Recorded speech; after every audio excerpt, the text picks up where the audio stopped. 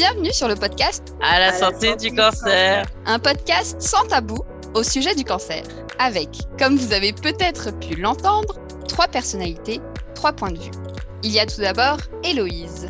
Bonjour à tous, moi je suis l'ex-soignante Héloïse. J'ai longtemps accompagné des patients atteints de cancer et je suis désormais reconvertie dans le coaching et plus précisément le coaching spécialisé pour les soignants. Puis Betty. Bonjour à tous, donc moi je suis socio-esthéticienne et massothérapeute. Donc j'accompagne les personnes atteintes dans leur intégrité physique, psychique et ou sociale. Et donc je les aide à leur redonner une meilleure estime d'eux-mêmes. Et il y a moi, Swazik. Ancienne patiente, j'ai eu un lymphome de Hodgkin à 26 ans. Et aujourd'hui, je suis reconvertie en tant que coach spécialisée auprès des femmes en rémission d'un cancer. Les présentations sont faites, on vous souhaite un excellent épisode.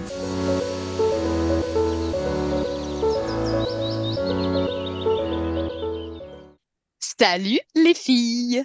Hello! Hello! On l'a fait courte aujourd'hui, mais Betty, Héloïse, Héloïse, Betty. Swazik. Swazik, voilà. Alors, on se lance pour un nouvel épisode et aujourd'hui, on va parler des effets secondaires et des conséquences du cancer / des traitements, en fait, parce que les effets du cancer en soi, on les a avant d'être traités. Là, on va plutôt parler effectivement de ce que ça entraîne. Il y a peut-être des effets secondaires dont on va parler qui sont un peu plus connus et pourquoi pas allons aussi dans ceux qui sont un peu moins connus, un peu moins parlés, si ça vous va. Carrément.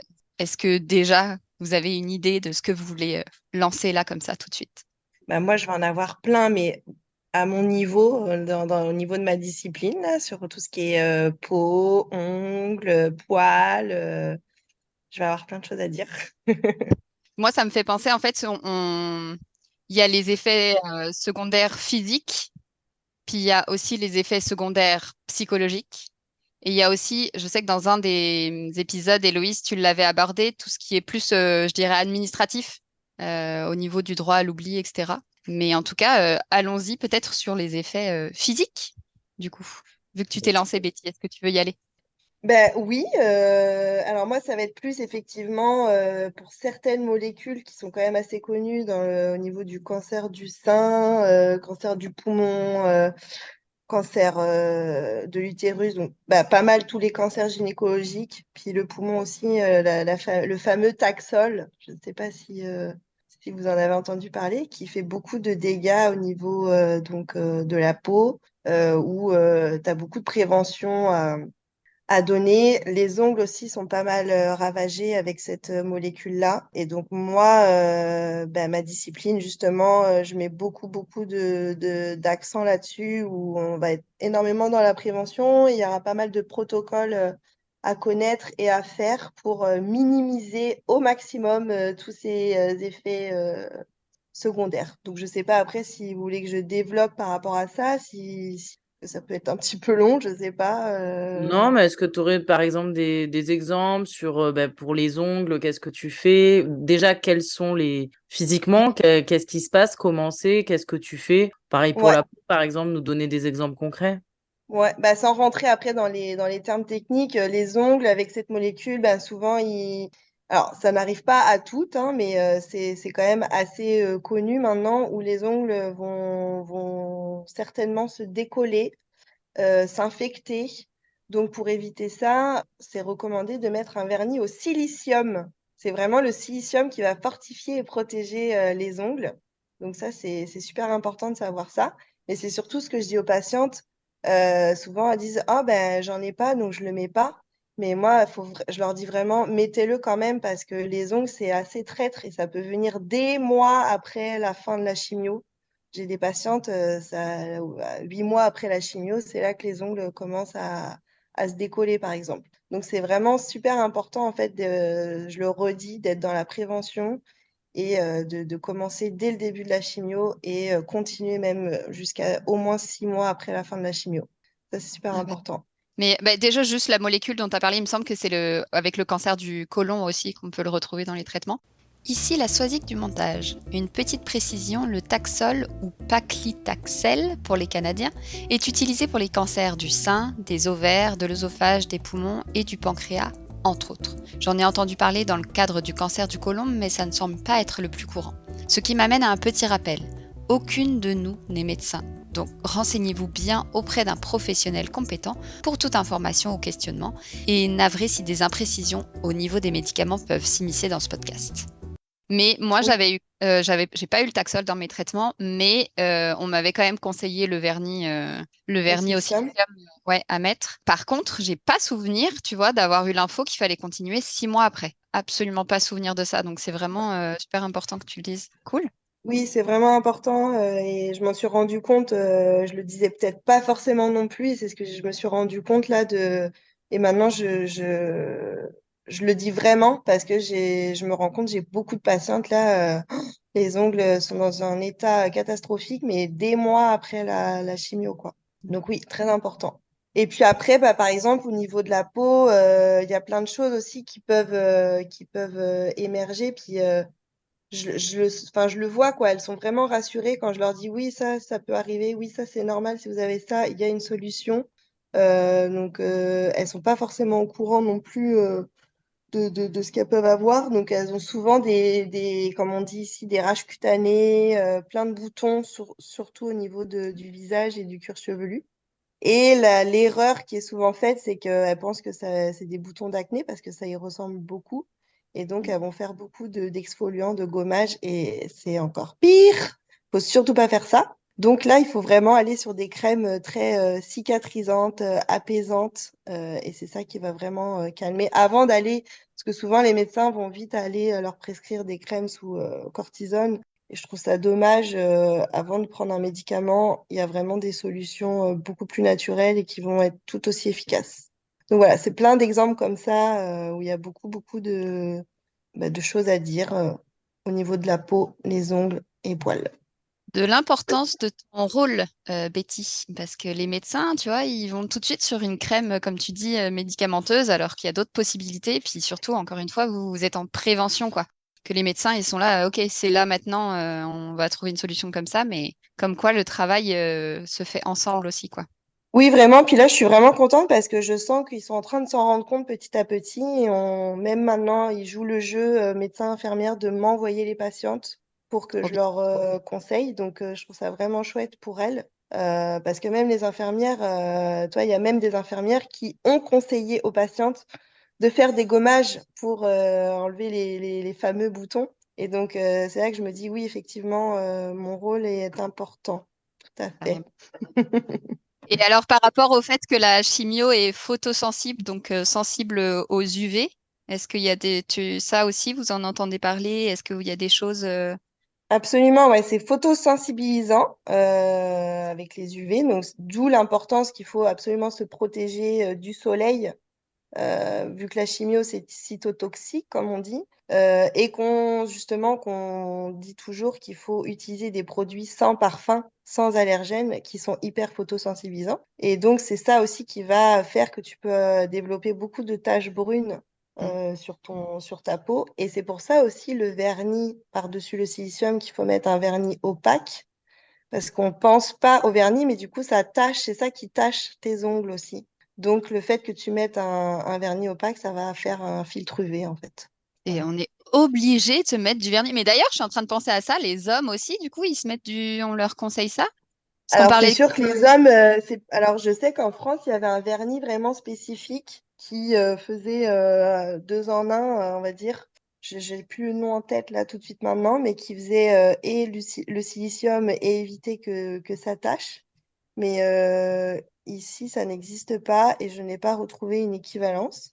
Donc après, c'est ce que je dis aux patients parce qu'il y a aussi beaucoup de femmes qui n'aiment pas le vernis. Puis je veux dire, je l'entends et je le comprends. Donc au moins le silicium, toujours mettre deux couches pour vraiment que ça fasse aussi un peu le filtre. Au moins le silicium. Mais c'est sûr qu'après, si elles veulent mettre le vernis, oui, oui, oui, allez-y, vraiment. Je pense que c'est la seule période de ma vie où j'ai été assidue sur mon vernis, clairement, parce que sinon, tellement la flemme. Mais ouais, non, clairement, Ça peut vraiment te Je sauver les ongles. comprends parce que, ben ouais, puis je me dis, je sais que vous êtes fatigué et que c'est quand même assez faire ça régulièrement, quoi. Surtout les mains, on fait beaucoup de choses avec nos mains, donc au bout d'une semaine, c'est écaillé, on remet pas par-dessus, il faut enlever et recommencer. Donc c'est vraiment très assidu mais c'est super important parce que les ongles, une fois qu'ils commencent à s'infecter ou à se décoller, c'est très très long. Ça met plus d'un an à se remettre bien en forme. Donc, c'est ce que je leur dis. Ça permet, si vous êtes trop fatigué pour le faire, ben, ça peut être aussi votre proche aidant qui peut vous chouchouter à ce moment-là, quoi. Carrément, une petite réunion entre copines, ou alors justement, c'est le moment d'aller se faire Exactement. chouchouter aussi par la socio-esthéticienne, hein. Exactement. Mais après, tu sais, si t'as pas forcément les moyens, ou si t'es loin, ou si tu peux pas la voir pour X raisons, je trouve que ça permet aussi, des fois, le proche aidant peut se sentir un peu inutile. Et donc, faire des petites choses comme ça, ben, ça peut être un moment vraiment intime entre les deux personnes, quoi. Carrément, Donc, je trouve que ça, c'est sympa. carrément. Et du coup, je me permets, je vais au renseignement, hein, du coup, on est une professionnelle, alors profitons-en. Par rapport au soleil, ça aussi, on doit continuer de faire très attention enfin, après que les traitements soient terminés. J'aurais envie de te dire que faudrait que tu fasses attention à vie. De toute Ouais, façon, cancer ou pas cancer, on le sait hein, maintenant, le soleil, c'est quand même très dangereux, donc faut se protéger du soleil dans tous les cas. Mais c'est sûr que quand tu as eu de la chimio, voire même la radio, c'est encore pire, surtout sur ta zone irradiée. Là, c'est peu d'exposition au soleil sur cette zone-là et vraiment protection à vie plus plus. mm, mm. Ouais, je me suis retrouvée à faire des après-midi plage avec des copines, enfin des après-midi, en dehors des heures les plus intenses évidemment, mais avec chapeau, t-shirt, gilet, jupe longue, les jambes bien cachées sous la jupe. Mais j'étais à la plage avec les copines. Et tu as raison, et c'est souvent ce que je leur dis, ne vous privez pas non plus. C'est important pour le moral, donc allez profiter, mais protégez-vous. Mm. Oui, c'est ça, c'est pas interdit, effectivement. Non, Et ben c'est non, enfin, c'est important aussi, enfin, une après-midi le soleil, c'est super important. On a tous besoin de la vitamine D, c'est hyper important aussi pour le corps. Mais voilà, avec modération. trop cool. Héloïse, est-ce que tu avais des choses à dire? Bah là, moi, j'aurais pu écouter pendant des heures Betty, du coup.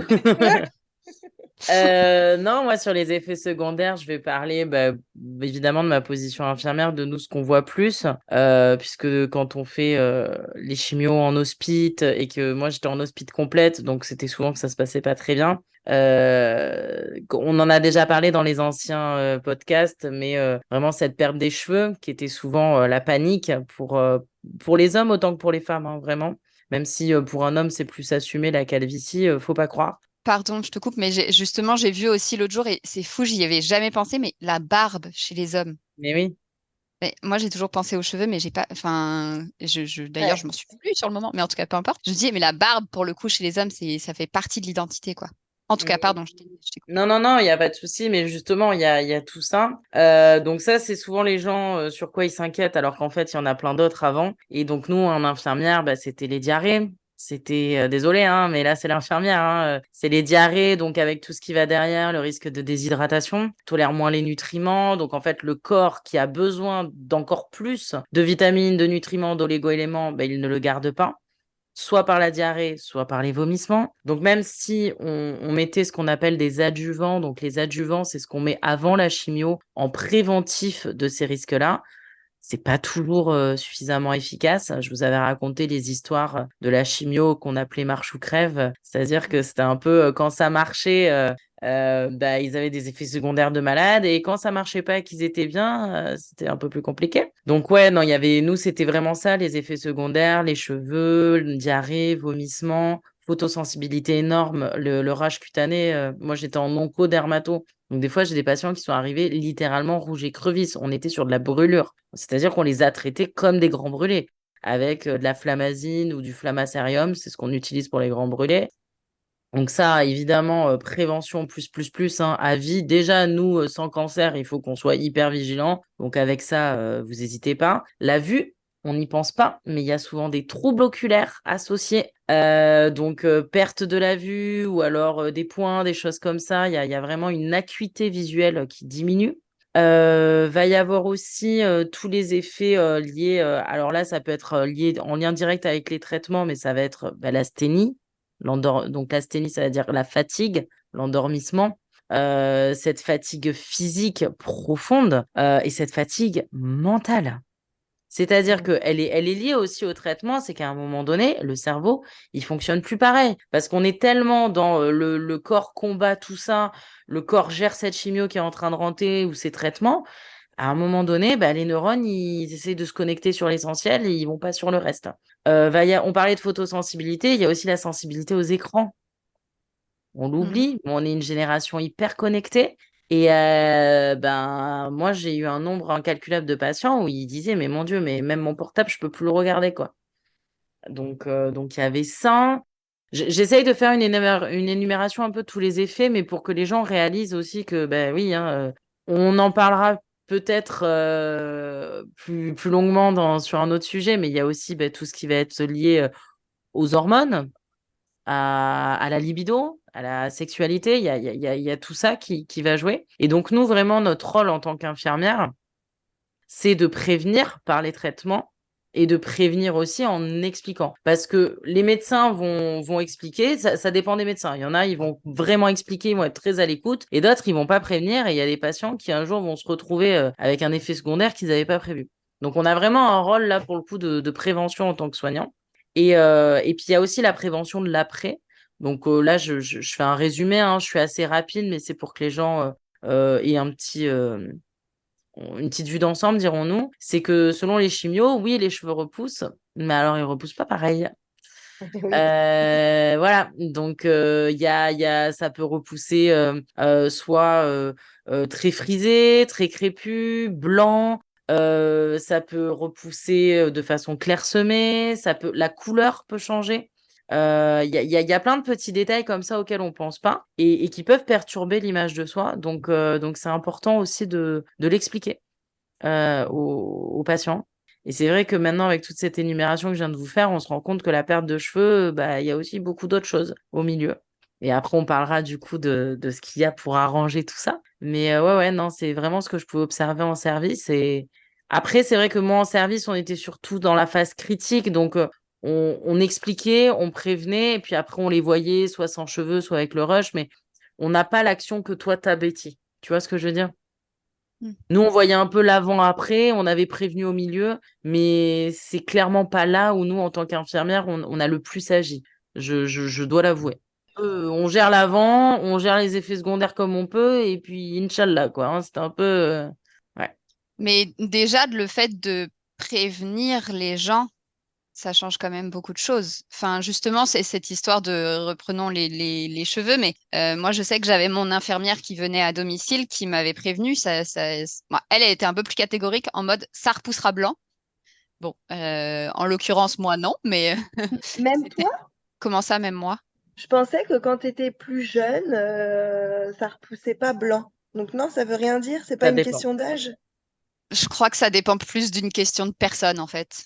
Ah oui, j'apprends quelque chose là. Ok. Ouais, parce que ouais, elle était vraiment catégorique, puis en l'occurrence, moi, pas du tout. Mais ça a repoussé légèrement bouclé, par contre. Alors ça, c'est temporaire ou permanent, mais en tout cas, ça ou, enfin, justement, les ongles, le fait de, encore une fois, par rapport au soleil, il y a plein de choses ou même par rapport aux diarrhées. Enfin, tu t'en parles, là, j'ai des images, des souvenirs qui me remontent, c'est vraiment pas agréable. Et heureusement, moi, justement, que les infirmières, moi, c'était en hospice que ça arrivait, puis heureusement que les infirmières étaient là et elles m'ont hyper réconfortée en mode, c'est OK. Ça fait partie du truc. Ne vous inquiétez pas, vous n'êtes pas la seule là-dedans. Parce que, enfin voilà, encore une fois, au niveau de la honte et tout, on est bien, quoi. Donc, je pense que c'est quand même hyper, même si vous n'avez pas le même rôle, mais c'est un rôle aussi très important de justement un peu énumérer ce qui peut arriver. Et je crois qu'on en parlait dans un autre podcast. Je ne sais pas s'il est bon de tout savoir ce qu'il est possible, mais quand même avoir un peu une liste de ce qui peut arriver, ça permet un peu d'appréhender et de se dire, OK, ça faisait partie des trucs qu'on m'a dit. Est-ce que je m'en inquiète ou pas? Est-ce que je vais voir mon médecin par rapport à ça? En tout cas, je trouve que on se retrouve pas tout seul avec ça, quoi, au moins. d'avoir un peu toutes ces infos-là, quoi. Ah oui, oui, complètement, complètement. Après, c'est vrai que, voilà, pour moi, dans ce sens-là, le travail de Betty, en fait, il est primordial parce que c'est vrai que moi, dans mon service, on l'avait pas vraiment. Donc, du coup, on essayait de s'en charger en tant que soignant, mais j'avais pas le quart des connaissances qu'a Betty. Et c'est là que tu vois que c'est un rôle à part entière, en fait. Ah Et bah, nous, en tant que soignants, bah, ça nous décharge de quelque chose. Eux, ça les coupe aussi j'ai envie de dire, les personnes atteintes de cancer, ça les coupe aussi d'un quotidien et de savoir qu'il y a une personne, une tierce personne qui peut venir, où ils peuvent décharger autrement et que cette personne, c'est pas la main qui fait, c'est vraiment une main que pour soulager, là. C'est différent et je trouve ça primordial. Et ouais, moi, je prône le taf de Betty à 100%, quoi. Parce que on y viendra après, hein, des conséquences psychologiques, mais oui, le physique derrière a des conséquences sur le psychologique. Justement, Swazik, raconte-nous un peu si t'es OK, tu vois, de ce que t'as vécu, toi, ouais, juste pour rebondir sur ce que tu dis là, en plus d'avoir un ou une professionnelle spécialisée là-dedans, je trouve que ça, justement, quelque part, ça déconnecte un peu du côté médical aussi. C'est prendre soin de ton corps. C'est pas réparer des choses. C'est pas seulement ça, en tout cas. Ça peut être justement un moment où tu peux prendre soin de toi et tu peux le voir autrement. Après, moi, je dirais que un des effets qui a été le plus compliqué pour moi, c'est la fatigue. Autant en termes de vomissements, nausées, les médicaments, je gérais à peu près. Je sais que quand je revenais de ma chimio, clairement, je mettais la télé en fond, mais effectivement, je pouvais pas la regarder parce que j'étais trop mal. Je m'allongeais sur le canapé, dos à la télé, juste histoire d'avoir un fond sonore. Mais la fatigue, c'est une fatigue qui est indescriptible. C'est pire qu'une fatigue de parce que tu as fait une nuit blanche, quoi. Alors, je sais pas, je suis pas maman, donc peut-être que la fatigue parentale peut se rapprocher de ça, je ne sais pas. Mais en tout cas, là, c'est une fatigue profonde. Tu l'as dit, effectivement, c'est intense et profond et incontrôlable, quoi. Moi, il y avait des matins où je me levais, ça allait, et puis alors 1 heure après, je sais pas pourquoi, je partais en larmes, en mode vraiment, je ne peux plus, et c'est soit j'allais me coucher, soit j'allais être trop mal toute la journée, quoi. Et ça, c'est aussi difficile à vivre, je trouve, dans notre société où on fait plein de choses tout le temps et on doit être au taquet, etc. De réussir à lâcher prise par rapport à ça. Il y avait aussi les aftes, c'est un autre mot, mais en tout cas, au niveau de la bouche, les les, ulcères buccaux, ouais. les ulcères, c'est ça. My God, ça fait mal, ça aussi. J'interviens à nouveau car à cet endroit, je voulais parler plus précisément de mucite. L'ulcère buccal, aussi appelé aphte, est une plaie à la surface de la muqueuse de la bouche formée d'un centre blanc et entouré d'une bordure rouge enflammée. L'ulcère buccal concerne la population générale, alors que la mucite, c'est un effet secondaire spécifique à la chimiothérapie ou à la radiothérapie. Elle peut apparaître dans la bouche et ou le système digestif. C'est une inflammation qui se manifeste par de la douleur, des rougeurs et des aftes plus ou moins nombreux selon l'intensité de la mucite. Mais ça, c'est dans la théorie. Dans la pratique, vous pouvez également entendre parler d'ulcère buccal dans le cadre de vos traitements contre le cancer, surtout au Québec où on utilise peu le terme mucite. Dans tous les cas, renseignez-vous auprès d'une socio-esthéticienne si possible, ou de votre infirmière de référence, ou encore à votre pharmacien pour trouver la solution qui pourrait vous correspondre. Ça, on m'avait parlé d'aloe vera. Je ne sais pas si tu as d'autres conseils, Betty, peut-être? Ben, moi, je leur propose aussi, je leur donne des petites eaux thermales. C'est hyper rafraîchissant, puis c'est super hydratant, donc ça va pas enlever l'ulcère buccal, mais ça va vraiment venir soulager et apaiser. Ça peut aussi soulager le goût métallique que tu peux avoir des fois aussi avec certaines chimios. Et Bon, justement, sur le goût, j'allais vous le dire, ça modifie le goût. Ouais. oui. C'est le goût métallique, ça m'avait fait trop bizarre aux premières chimios. C'est vraiment au premier sens du terme, là, c'est vraiment, on a un goût de métal dans la bouche absolument dégueulasse. Et j'avais aussi perdu le goût, moi, le goût et l'odorat. Alors, j'ai pas eu le Covid, mais je sais ce que ça fait. Perdu le goût et l'odorat à cause d'une grosse chimio pendant quelques semaines, quand même, ça avait été long. Je me rends compte à quel point c'est indispensable pour manger, quoi. Enfin, si t'as pas de goût, en fait, t'as aucun plaisir à manger et tu manges pour manger, quoi. Et c'est fou. Je sais pas si tu voulais rajouter quelque chose par rapport à ça, Héloïse? Betty? Non, non, juste le goût, c'était ça et que des fois, ça perdure, hein, justement. Donc ça, c'est vrai que les gens s'en rendent pas compte, mais des fois, ça peut perdurer. Et oui, la rééducation au goût existe. C'est possible via l'olfactothérapie, des choses comme ça. Il y a pas mal de choses qui peuvent se faire. C'était une patiente qui me l'avait expliqué, je l'en remercie, qui vraiment était allée voir une naturo et qui lui avait complètement rééduqué à l'odorat et donc du coup derrière au goût. Ça avait pris plus de 6 mois, mais ça avait été possible. Donc c'est un petit tips à savoir. Effectivement, au niveau du goût, du fait que ça perdure, ça me fait penser à la mémoire du corps. Parce que ça aussi, c'est un truc qu'on apprend sur le terrain, mais que je n'avais jamais entendu parler. Mais le corps se souvient. C'est assez impressionnant. Je m'explique. Au niveau de l'odorat, par exemple, j'ai un exemple sur ça qui ne date de pas très longtemps, c'est-à-dire peut-être 1 an et demi, sachant que moi, j'ai fini les traitements il y a 6 ans et demi. J'étais donc à l'orchestre. Je vais aux toilettes pendant la pause, je me lave les mains, je reviens, j'ai une odeur qui me vient et je sens que ça vient de mes mains, tu vois. Et je mets du temps, mon cerveau met vraiment du temps à comprendre, mais je sens déjà un peu un état nauséeux, quoi. Je sens que ça me plaît pas du tout. Et c'est comme, enfin, mon cerveau a l'air de comprendre que ça lui rappelle quelque chose, mais il a du mal à comprendre quoi. On a repris la musique et j'ai fini par me dire, OK, c'est l'hôpital. Ça me fait penser, et je saurais même pas encore vous dire quoi exactement de l'hôpital, mais il y avait clairement un lien avec l'hôpital. J'ai pas pu. J'ai posé mon instrument, je suis repartie aux toilettes pour me laver les mains. Je n'ai pas pu continuer avec ça. Et je me suis dit, c'est fou, comme plusieurs années après, le corps se souvient vraiment. Encore une fois, mon cerveau n'a pas su aller chercher l'info exactement, mais mon corps était en mode nausée, genre tu peux pas garder ça sur toi, quoi. C'est assez hallucinant. Et pareil, j'avais participé à une recherche à un moment où ils nous avaient mis une sorte de gros écran. C'est comme si on était dans ce qu'ils projetaient. Et en l'occurrence, ils projetaient une chambre d'hôpital. Et vraiment, on était plusieurs à dire que c'était assez perturbant, quoi, de se retrouver dans cet univers-là. Et vraiment, je crois que c'est la mémoire du corps qui fait que le corps se souvient. Et même encore aujourd'hui, des fois, quand je vois sur Insta ou quoi, des personnes qui montent un peu leur poche de chimio ou quoi, j'ai ce truc, justement, ce goût métallique qui revient, ces nausées qui reviennent. J'ai vraiment encore un peu ce sentiment-là, quoi. Pas aussi intense, évidemment, que quand j'étais en plein dedans. Ah ouais, Ah, bien c'est sûr. fou. Et toi, Swazik, est-ce que tu as eu d'autres symptômes, des choses qui t'ont perturbé, des choses qui ont été compliquées à vivre pour toi? Ouais, alors au niveau des douleurs, moi j'ai eu la chance, alors c'est toujours très charmant les effets secondaires. Après les diarrhées, on va parler de la fissure anale. Ouais! Ah oui. Ouais, j'ai eu la chance de connaître ça et autant vous dire que ouais, enfin entre deux chimios quoi. Moi, pour moi, le plus dur, c'était vraiment la fatigue et la douleur de la fissure anale qui se réveille. En fait, au moment où donc il y a aussi l'aplasie dont on a parlé la dernière fois, mais en tout cas, l'aplasie, c'est le fait que le système immunitaire soit plus faible, qui est provoqué par la chimio. Et moi, justement, c'était un moment où, bah, typiquement, mon système immunitaire étant faible, bah, du coup, les douleurs de fissure anale étaient très présentes et c'était hyper douloureux. Donc, il y a aussi les douleurs, moi, c'était ça, mais évidemment, il y en a d'autres, c'est des douleurs autres. Donc, ça en fait partie. Il y a aussi le poids. Je sais on pense souvent à soit prendre du poids, soit perdre du poids, mais il existe les deux. Je sais plus. En tout cas, les gens, quand on entend un peu parler du cancer, on pense à l'un, mais pas forcément à l'autre. Ils ont plutôt tendance à la perte de poids.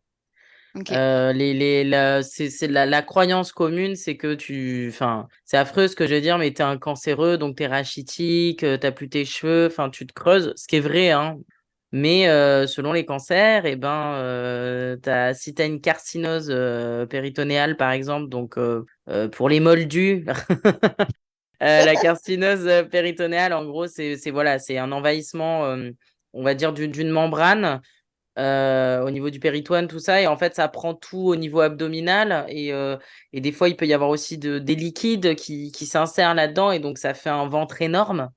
Mhm. C'est donc les gens donc dans des cancers digestifs ou autres digestifs pardon donc ça fait un ventre énorme donc ça peut être choquant. Il y a eu des femmes où des fois on leur a dit ah félicitations pour le bébé. Non loupé enfin, c'est pas le bébé qu'on pense quoi, voilà.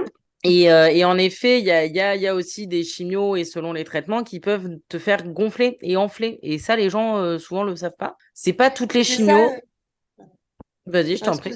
excuse-moi, Héloïse. C'est ça, en fait, c'est pas qu'ils prennent du poids, c'est juste qu'en fait, c'est de l'œdème, quoi. Ils gonflent. Exactement. Pas la même Exact. chose. Mm. Parce qu'en termes de poids pur de gras, non. Avec un cancer, tu prends pas du gras. Tu prends soit des œdèmes, tu prends soit des carcinoses, soit des liquides, mais tu prends pas du gras. Voilà. Et après, quand tu as, par exemple, je perds mes mots, des œdèmes cérébraux, des choses comme ça va aussi enfler au niveau de ton visage et les traitements qu'on va te mettre pour te faire dégonfler ou certains traitements où on te met de la cortisone pour te soulager de certains effets secondaires. Il y a une espèce de schmilblick où on essaye de mélanger comme on peut. C'est un peu l'apprenti sorcier, quoi. Et donc, des fois, oui, il y a plus de l'œdème que du poids à proprement parler. Parce que non, avec un cancer, tu perds les 3 quarts du temps.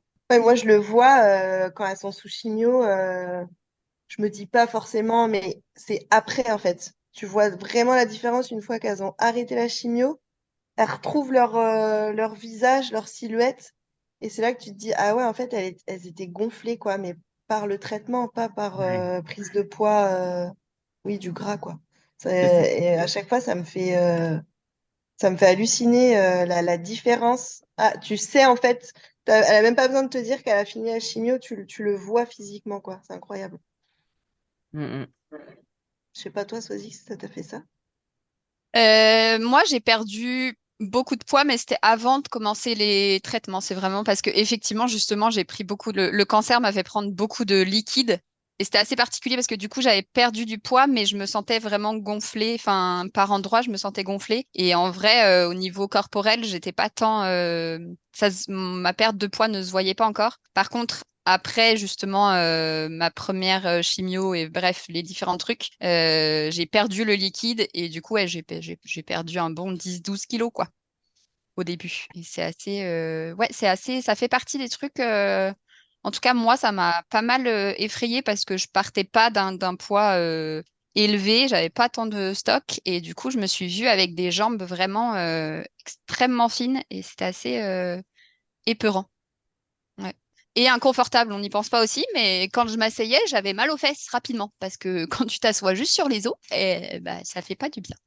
Mais justement, là, c'est bien ce que tu amènes. C'est dans la fatigue, le changement du corps. Donc, il y a l'image de soi qui est énormément perturbée, mais il y a aussi ce ralentissement psychomoteur qui fait que le moindre acte de la vie quotidienne, selon où tu en es dans ta chimio, peut devenir assez catastrophique. Donc, ça permet aussi peut-être de faire le lien avec les conséquences psychiques. Mais bah, je reprends ma carcinose péritonéale, c'est-à-dire que quand tu es plein d'eau, tu vois ce que je veux dire? Bah ouais, t'as les douleurs d'une femme enceinte, quoi. Si t'as un cancer hépatique, je peux t'assurer que c'est pas funky, hein, et t'as mal au niveau du foie. Si t'as un cancer osseux, c'est la pire douleur que tu puisses ressentir au monde, je pense. Alors, un patient qui avait un cancer osseux, une fois, m'a dit, c'est comme une colique néphrétique. Il faut savoir que la colique néphrétique, c'est une des pires douleurs, hein, vraiment. Il me dit, c'est une colique néphrétique avec un accouchement qui se passe mal. Il me dit, voilà la douleur que j'ai actuellement. Donc, je vous laisse imaginer. Il faut savoir que la douleur d'un accouchement, si voilà, selon comment ça se passe, c'est une douleur qui est quasiment inégalable. Par-dessus une colique néphrétique, c'est vraiment très douloureux. Donc, la colique néphrétique, c'est au niveau des reins, hein, quand ça va pas du tout. Et que du coup, là, il faut savoir que quand on est aux urgences, on vous prend en urgence, hein, sur une colique néphrétique, hein. C'est une vraie urgence au même titre qu'un infarctus ou un AVC. Parce qu'en fait, la douleur est telle que ça peut avoir des conséquences incroyables et qu'on arrive à très vite soulager rapidement. Mais voilà. Sauf qu'un cancer osseux, pour le soulager, hein, courage, hein. Et ils ont des doses de morphine de chien et croyez-moi que enfin, de poney, de tout ce que vous voulez. Et croyez-moi que on sait si un patient il joue ou pas, hein, parce que vu la dose de morphine qu'ils sont capables de tolérer, on vous met ça à vous, vous êtes mort. Et eux, ils ont une douleur qui est telle qu'ils sont capables de doser, enfin de supporter des doses de cheval.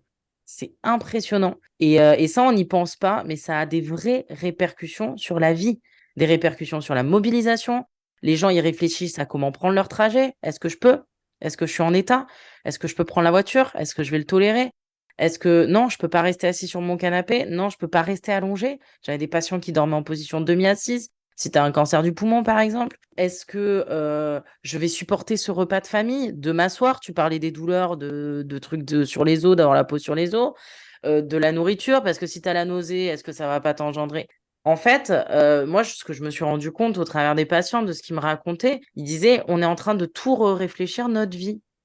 Un truc qui vous paraît cool, d'aller boire un verre avec des copines, ça peut devenir une mission. Parce qu'elle fait le matin ou la veille, t'es à fond, puis le matin, tu te lèves, t'en peux plus. Et donc, du coup, tu réfléchis à tout. Et toi, tout à l'heure, Swazik qui parlait de la plage, typiquement. Alors, tu l'as fait, c'est génial, c'est top. Mais bon, ça reste une expédition, quoi, tu vois. Enfin, on part sur un truc. Alors, on peut le prendre à l'humour parfois, on peut en rire. Et j'ai aussi beaucoup de patients qui arrivent à avoir un second degré dessus. Mais bon, le moindre détail, tu le réfléchis, quoi. Ah oui, puis moi, la plage, c'était à une période où ça allait aussi, parce que clairement, à la sortie de l'autogreffe, par contre, faire quelques mètres, c'était compliqué, quoi. Enfin, moi, je sais que Ouais. j'habitais dans un petit bâtiment. Ma marche du jour, c'était de faire le tour. Et encore, Ouais. j'avais un appartement qui traversait, donc je savais que si j'étais pas capable de faire le tour complet, je pouvais faire juste la moitié du tour, quoi. J'avais une autre porte de l'autre côté qui me permettait de re-rentrer dans mon appart. Donc, ouais, non, il y a des trucs, et moi, c'est pas quelque chose qui a duré très longtemps, c'était à la sortie de l'autogreffe. Mais oui, oui, il y a des moments clairement où tu penses à son affaire. Puis je sais qu'à un moment aussi, je voulais aller voir une copine en Normandie. J'étais trop contente, hein, mentalement, ça me faisait trop du bien. Et ben, on me l'a déconseillé parce que j'étais en aplasie et que du coup, je pouvais pas prendre les transports. Ou alors, bah, encore une fois, la fatigue, effectivement, c'est genre, ouais, trop bien, je vais voir mes copines cet après-midi. Ah, bah non, mon corps n'est pas capable, donc désolé les filles, mais je vais rester chez moi. Tu dis pour la fatigue, toi, ça a été vraiment un des effets les plus intenses. Mais est-ce que tu arrivais à dormir? Très bonne question. Ça dépendait des nuits.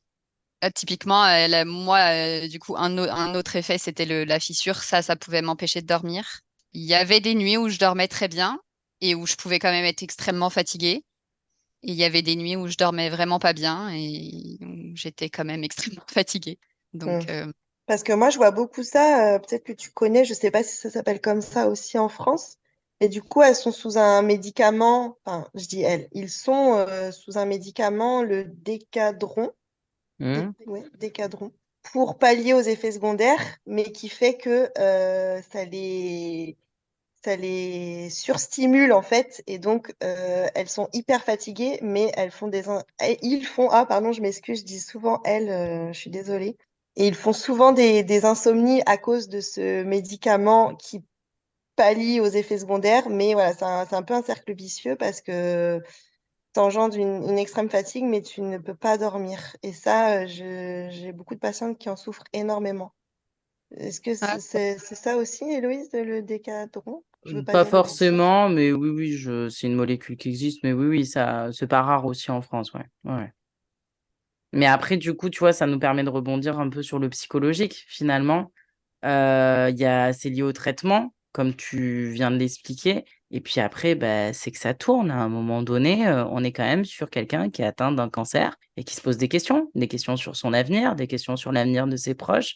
Et moi, ce que j'ai pu voir vraiment, on en avait parlé en plus dans certains podcasts, cette espèce de deuil du soi et de tout ça. Les effets psychologiques, on le réalise pas, mais ils peuvent vraiment terrasser la personne, mais terrasser l'entourage avec toutes les conséquences que ça peut avoir de voir sa femme ou sa sœur ou son fils se décharner. Les conséquences sur soi, le nombre de patients ou de patientes que je voyais en pleurs devant le miroir et qui disaient: «Cachez-moi les miroirs, s'il vous plaît, je veux pas. Cachez-moi les miroirs.» Enfin, c'est. Puis toi, en tant que soignante, tu vas pas lui dire: «Bah si, vous êtes belle.» Enfin, t'as un positionnement qui est un peu particulier.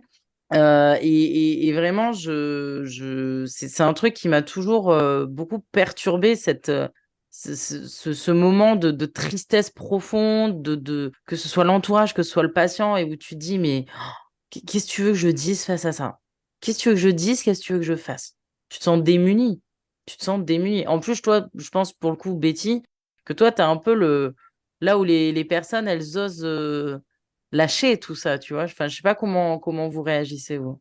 Alors, ben moi, en général, souvent, elles arrivent effectivement, dans cet état de tristesse, de désespoir et vraiment une estime de soi un peu sous terre, quoi. Et finalement, là, tu commences à leur montrer des solutions, des possibilités.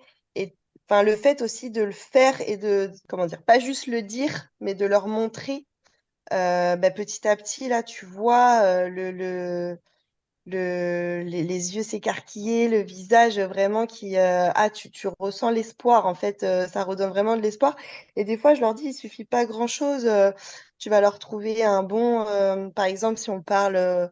bon, pour les cheveux, tout ça, ben, tu leur trouves un super petit turban, tu leur mets un petit rouge à lèvres, juste ça, des fois, ben, ça fait toute la différence. Et puis là, tu sens vraiment, ouais, c'est vraiment ça, l'espoir. Ah ouais, en fait, avec des petites choses, je peux retrouver ma féminité, je peux me retrouver, parce que c'est surtout ça aussi, souvent quand elles viennent essayer des prothèses capillaires, c'est ce que je leur dis, c'est vraiment dans le miroir, c'est de vous, que ça vous ressemble, que vous vous retrouviez quand vous regardez dans le miroir, quoi. Et là, vraiment, ouais, tu vois le soulagement et ah ouais, c'est possible. Et donc ça, c'est vraiment génial. Ouais. Oui, puis du coup, de voir aussi que tu peux avoir un certain pouvoir, en fait, là-dessus, justement. De voir Absolument. qu'effectivement, elles n'ont pas juste à subir, elles peuvent faire des choses qui peuvent leur faire du bien aussi, quoi. Tout à Et- fait. Non, je disais, ça me fait penser, tu vois, où j'anime aussi des ateliers donc onco-esthétiques où il y a un thème spécifique pour pallier aux effets secondaires, mais en même temps, elles font elles-mêmes le soin. Et j'aime beaucoup cet aspect-là aussi en collectif, parce que déjà, ben, tu vois, j'en ai encore fait un hier, donc enfin, c'est vraiment génial ces moments-là, parce que elles sont ensemble, donc il y a un vrai partage. Tu sens que ça leur fait du bien de sociabiliser, de voir du monde, de venir à l'hôpital pour autre chose. Et en même temps, ben, elles apprennent beaucoup et elles font par elles-mêmes. Donc, et tu sais, je leur laisse toujours des fiches, elles repartent avec à la maison pour vraiment continuer à prendre soin de soi. Et donc, il y en a beaucoup où ça les stimule et enfin, je sais pas comment dire, mais c'est vraiment génial parce que tu sens vraiment, elles ressortent de là pleines de joie et pleines de confiance. Ouais, Pleine de vie. C'est pleines ça. de vie. Ouais, vraiment. Et toi, Swazik, pardon, le retentissement psychologique que ça a pu avoir sur toi. Alors, pendant, c'est les montagnes russes. C'est clairement les montagnes russes. Parce que, comme on l'a déjà évoqué, notamment dans l'épisode sur l'humour, c'est que c'est pas tout le temps, on n'est pas tout le temps au fond du trou, c'est pas tout le temps triste, c'est pas tout le temps difficile. Comme je l'avais dit, j'ai des moments, moi, je me souviens, vraiment drôles avec des amis, ou alors même des moments où justement tout ne tournait pas autour de ça, puis c'était des moments de vie classiques, quoi. Après, moi, ce qui était le plus dur, que ce soit avant le diagnostic ou plus tard, c'était les périodes de doute, les périodes où on ne savait pas ce qu'il en était. Bah voilà, avant le diagnostic, de pas savoir, de continuer à faire des examens, de pas savoir ce qu'il en est, de savoir qu'il y a quelque chose, mais pas savoir quoi. Quelque part, ça a été un soulagement d'avoir un diagnostic parce que ça voulait dire qu'on pouvait faire quelque chose et qu'on allait pouvoir commencer à faire quelque chose. Après, c'était les moments où bah du coup, on me disait que cette chimio-là ne fonctionnait pas et que donc il fallait passer à une autre. Donc là, c'est gros moment de gros coup de blues, quoi. Et j'ai eu là à nouveau des périodes où on savait pas en fait, on savait pas si la maladie était de retour ou pas et qu'il fallait juste attendre pour laisser le temps à d'éventuelles inflammations de diminuer pour voir ce qui restait, si ce qui restait était de la maladie ou juste des inflammations. Et ça pour moi, ouais, ça a été les périodes les plus compliquées en fait, de pas savoir quoi, de pas savoir ce qu'il en est, de rien pouvoir faire et de juste attendre. Et ouais, ça a été vraiment très compliqué. Mais encore une fois, c'était les montagnes russes parce que moi j'étais pas longtemps à m'effondrer non plus. Enfin voilà, encore une fois, quand on me disait OK, cette chimio ne fonctionne pas, on va devoir passer à une autre, ben je passais quelques heures, quelques jours au besoin à pleurer bien comme il faut. Mais j'étais comme OK, ben, chimio suivante, allons-y les gars. Mais tout se passe aussi très très vite. Par exemple, là, moi, quand j'ai eu le diagnostic, j'ai eu ma première chimio le lendemain parce que j'avais du liquide autour du cœur. Bref, je vous la fais courte. Mais en tout cas, fallait se lancer tout de suite. Plus tard, quand la première chimio n'a pas fonctionné, qu'il a fallu passer à la deuxième, il a fallu penser au côté fertilité. Donc, il a fallu enchaîner ça aussi très vite. Donc, je pense que ça, moi, ça a été comme ça, mais je pense que c'est quelque chose d'assez commun, ceci dit, cet enchaînement des choses, parce que justement, avec un cancer, c'est rare qu'on ait le temps. Donc, une fois qu'on a le diagnostic, on a à peine le temps d'assimiler la chose qu'on enchaîne direct après.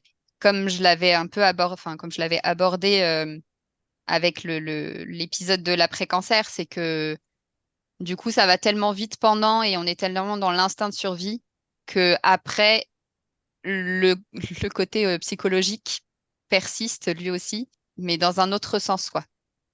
C'est justement de comprendre tout ce qui s'est passé, de réaliser tout ce qui s'est passé et de savoir ce qu'on veut en faire. Et donc là, c'est encore une autre partie qui découle, quoi. Mais là, tu as amené un sujet, on y reviendra peut-être un jour sur un autre podcast, mais je pense que c'est important d'y mettre 2 mots dessus, la fertilité. Parce que ça, c'est pareil, on ne prévient pas. Les chimios ne rendent pas infertiles, d'accord? Par contre, les effets secondaires peuvent être tels qu'ils peuvent amener une infertilité. En fait, c'est pas la chimio en elle-même, c'est les effets secondaires associés plus certaines molécules qui peuvent amener à ça. C'est horrible, hein, mais ce podcast, il sert aussi à ça, c'est que oui, ça peut jouer sur la fertilité. C'est pour ça que je dis jouer, parce que je vais pas dire ça rend stérile ou ça rend pas stérile. Non, ça peut jouer sur votre fertilité. Et moi, j'ai eu le cas, je vais vous parler de cette anecdote d'une patiente où on lui déclare son cancer, on fait une découverte de cancer, elle était à 4 mois de grossesse. Mhm. Ok, go. Donc là, c'est le moment compliqué. Ça m'est arrivé qu'une seule fois dans ma carrière. Je vous laisse imaginer toutes les questions.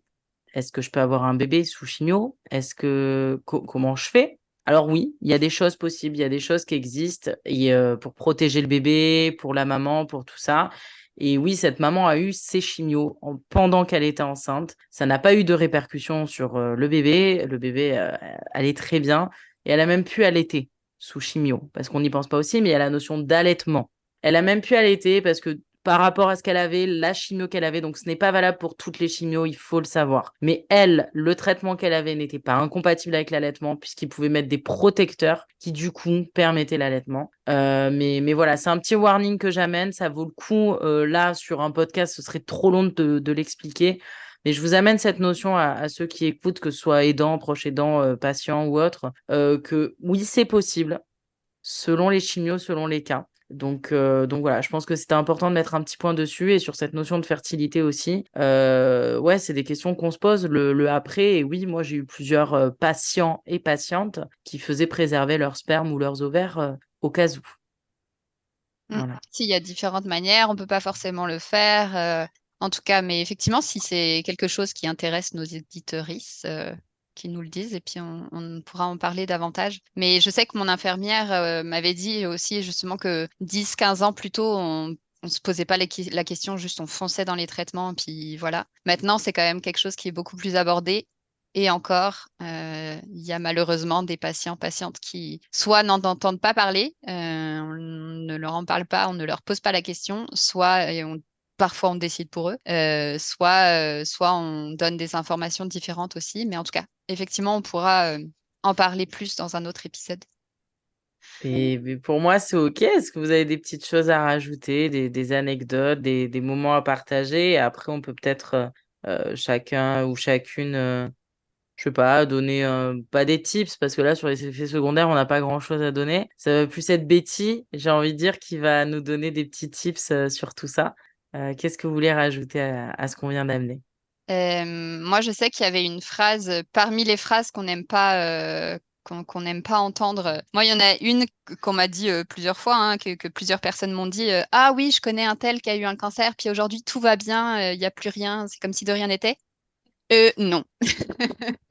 Dans tous les cas, je tiens à dire que dans tous les cas, ce n'est pas comme si de rien n'était. Même si les effets secondaires après, à long terme, ne sont pas systématiques, il peut y en avoir, que ce soit justement la fatigue. La fatigue, ça peut rester encore plusieurs années derrière, voire pour toujours. Bah, la prise de sang aussi. Moi, je sais que j'ai eu une prise de sang tout au vert en début d'année, wouhou, mais il m'a fallu 6 ans pour ça.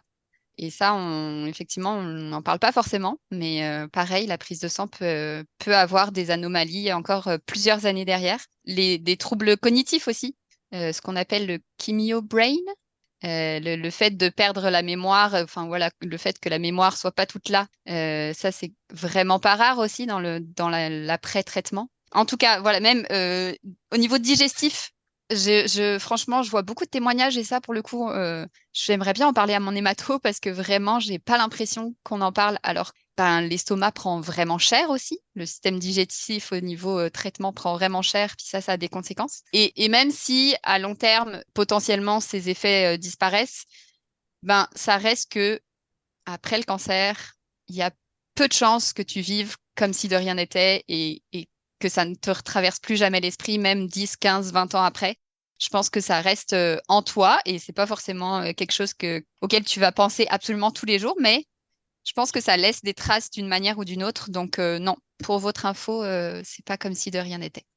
Ouais, Voilà. puis pour rebondir un peu sur ce que tu viens de dire, bon là les auditeurs le voient pas, mais tu t'es coupé les cheveux et tu nous as fait une réflexion hyper intéressante au début parce que tu nous avais pas prévenu, donc on a fait oh, mais en mode acceptation totale, on te trouve en plus ça te va très bien, tu es magnifique, mais de suite tu as fait la blague en mode ouais bah c'est une coupe que je connais quoi. Donc c'est là qu'on sent qu'en fait il y a encore des restes. Et puis la chose que j'avais abordée la dernière fois aussi, quand tu veux prendre un crédit, quand tu veux toutes ces choses-là, quand toi tu essayes d'oublier ce cancer, t'inquiète pas qu'on va te le rappeler en temps et en heure.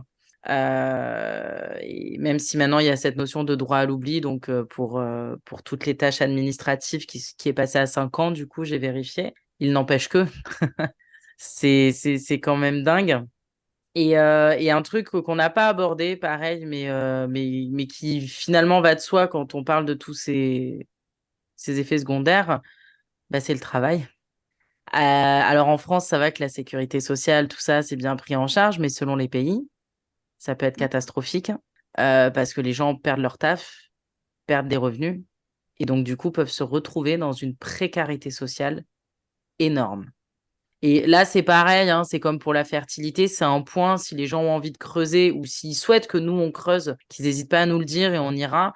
Mais ouais, je l'ai vu, cette précarité liée à la maladie, même en France, où les soins étaient pris en charge parce que du coup, ils sont en arrêt maladie et que si c'était un CDD, après l'arrêt maladie et sur le CDD, ils peuvent pas reprendre. Que donc, du coup, les patients sont au RSA. Alors oui, la maladie est prise en charge, mais on l'imagine pas, mais il peut y avoir des vraies répercussions. Enfin, on se doute qu'il y a des répercussions sur la vie sociale, mais sur la vie dans la société. J'irais même jusqu'à la vie sociétale, en fait. Et que en plus d'être discriminé de par nos changements physiques, on peut même être discriminé de par le fait qu'on ne soit plus pendant un temps en capacité d'agir pour la société, donc de travailler. Voilà, c'était un petit point de vigilance qui, je pense, était peut-être intéressant à amener, quoi. Tout à fait. Oui, puis en plus, même en France où il y a beaucoup de choses prises en charge, mais justement tout ce dont on parle depuis tout à l'heure, de vernis, d'aloe vera, etc., tout ce qui est entre guillemets pour le confort, c'est pas pris en charge. Ou alors une partie, par la perruque par exemple, c'est juste une partie. Donc ça ajoute des coûts auxquels on ne pense pas nécessairement. Ouais, ça ajoute des coûts et du coup, ça me fait penser à une initiative et je crois que tu l'as rencontrée en plus, Delphine qui a créé l'association Crabette. Donc Delphine qui est à Toulouse, qui est en France et qui s'est rendu compte du coup justement des foulards, des perruques ou même des soutiens-gorge avec des faux seins, des choses comme ça pour les femmes qui n'ont pas eu de reconstruction et qui a décidé en fait de rendre ça accessible à des prix mais dérisoires et qui en fait va récupérer, c'est du vintage, quoi, hein, c'est du déjà utilisé et ça reprend. Donc Delphine de Crabette et il y en a 1000 autres qui sont à cette initiative. Je pense que voilà, il y a plein d'autres associations qui font des choses comme ça. Mais voilà, oui, en effet, ce coût est énorme, mais il y a des gens qui se battent pour et heureusement qu'elles sont là, ces magnifiques personnes. Tout à fait, on mettra les infos en description comme d'habitude. Évidemment.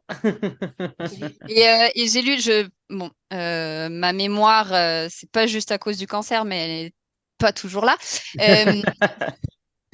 Je vous remettrai aussi en montage des infos aussi en termes de stats et notamment en termes financiers. J'ai vu ça il n'y a pas longtemps par la Ligue du cancer qui avait mis des montants qui restent à charge aux patients au moment du cancer, mais même après les traitements. On n'y pense pas aussi, mais dans l'après-traitement, il y a aussi encore pas mal de choses qui restent à charge et qui se rajoutent à ce budget-là.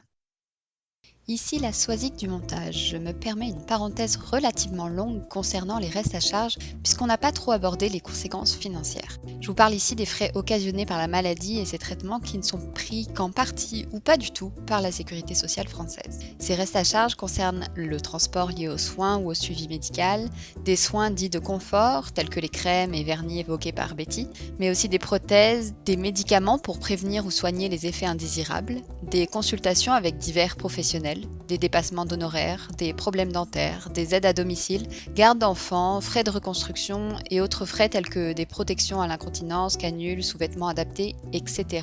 Là encore, la liste n'est pas exhaustive. Je n'ai pas les chiffres des restes à charge moyens durant les traitements, mais pour donner une idée, dans le cadre du cancer du sein, la Ligue contre le cancer parlait en 2014 de 456 € en moyenne immédiatement après la mastectomie, 1391 € en moyenne lors d'une reconstruction mammaire et 256 € par an de reste à charge en moyenne sans reconstruction mammaire. Et les frais ne s'arrêtent pas avec la fin des chimiothérapies ou radiothérapies puisque d'après une recherche à nouveau de la Ligue contre le cancer de 2018, une personne sur deux déclare avoir un reste à charge entre 2 et 5 ans après la fin des traitements avec un montant moyen de 301 €. 25 ans après le cancer, ces personnes sont proches de 20% à déclarer un montant de 287 €. Au Québec, le reste à charge peut être encore plus important puisque l'affection longue durée n'existe pas. Ça va alors dépendre de l'assurance personnelle ou professionnelle de la personne concernée. À vous les studios. Betty, est-ce que pour vous, c'est OK? Plusieurs petites choses.